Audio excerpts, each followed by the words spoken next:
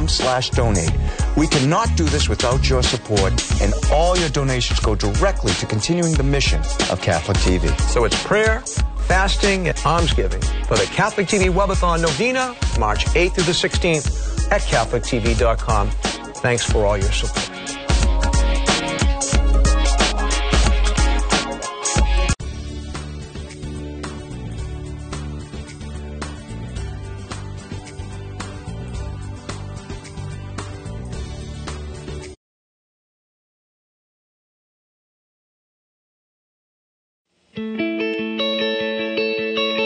There were a lot of vocations in my family. My father's two brothers, all my heart. It's a total self-giving.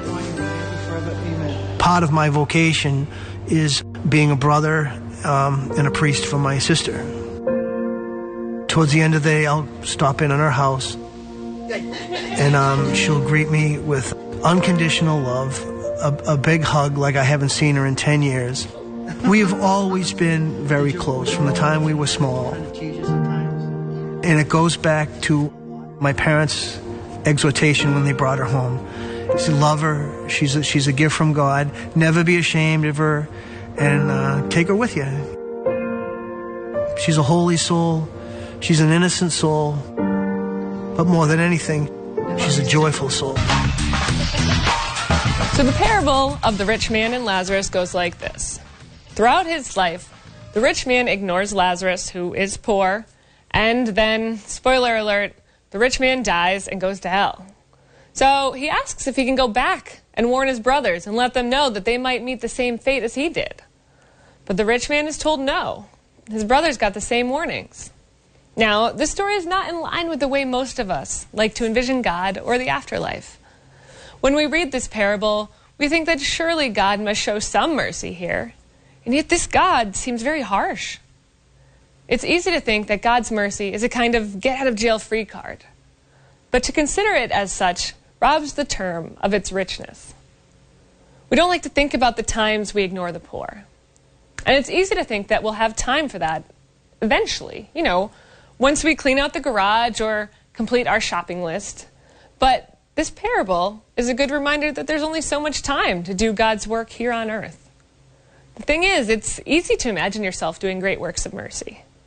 It's easy to have good intentions, and what's difficult is that follow-through.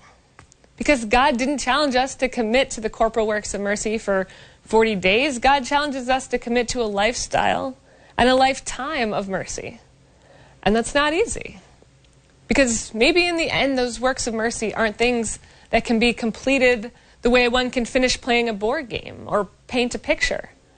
Each act is not an isolated incident, but a part of a process, like sweeping the floor. You have to do it regularly, or things begin to get messy. Works of mercy must become habits without becoming mindless. Ultimately, the works of mercy point us toward ways in which we can build God's reign on earth. There's no guarantee I get to see how it ends, but I certainly know I won't make much progress if I don't begin.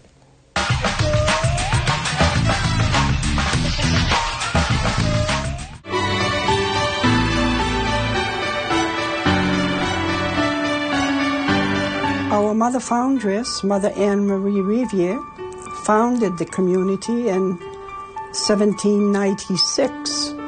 And because she had such a great, strong devotion to the Rosary, this is why we, as Sisters of the Presentation, a Marian community, want to promote the recitation of the Rosary and spreading the good news. So we use this rosary making as a ministry.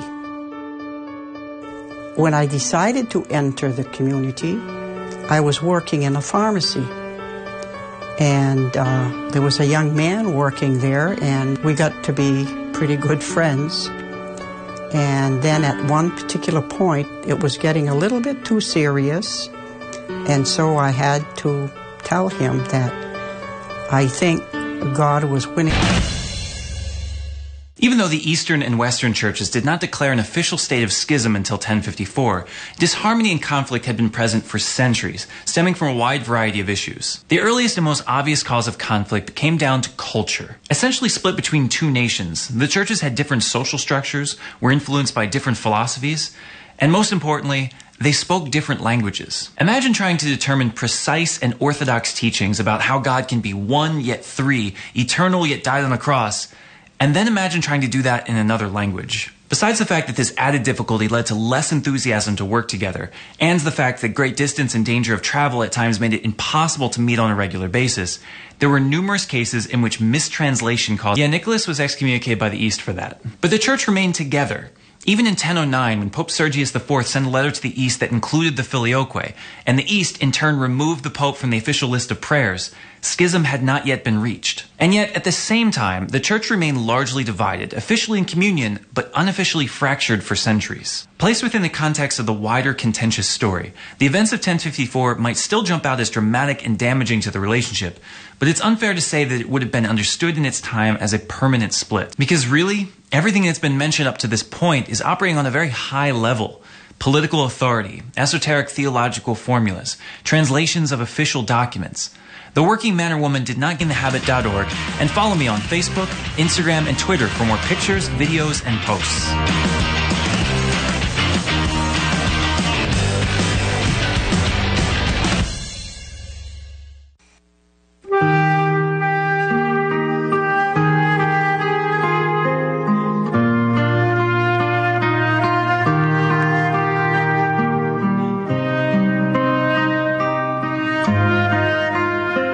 At noon, darkness came over the whole land until 3 in the afternoon. And at 3 o'clock, Jesus cried out in a loud voice, Eloi, Eloi, lama sabachthani, which is translated, my God, why have you forsaken me? To feel betrayed has to be the worst feeling on the face of the earth. Can you imagine looking into the eyes of someone whom you thought was your friend and companion, only to be told that they were forsaking you for someone or something else? How often in our lives do we experience this horrible feeling of betrayal? Remember Judas. His was the ultimate betrayal. He sat at the table of the Lord's Last Supper with his disciples, only to dip the bread of life into the same cup with him, and in the same breath betray the one who loved him most.